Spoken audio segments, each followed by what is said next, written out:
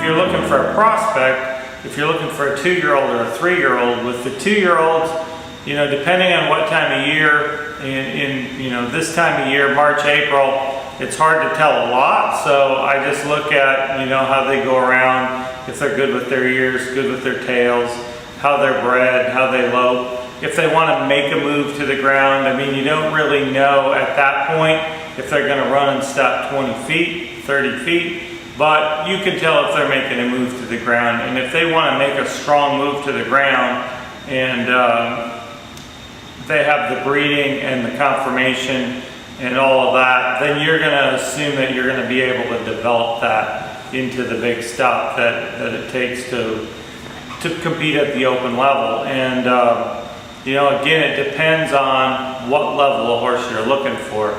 But for, you know, for any of the top end horses, that's really all you can look at in March or April.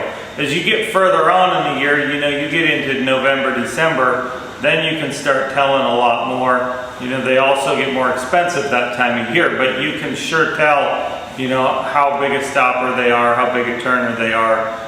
You get a lot better idea what kind of horse you're getting.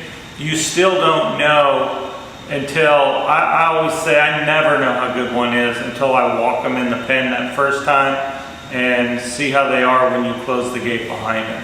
And you know, that's the hardest thing, and that's really not anything you can replicate when you're going around looking at babies. So I guess that would be the main thing for me, is the correlation of when I'm watching them lope around. Are they good with their ears? Are they, you know, are they chomping on the bit? Are they using their tail a little bit? I mean, that stuff can all be a warning sign, but that said, it can all mean nothing also, you know, at that point in their career. So, you know, again, that's what I look for.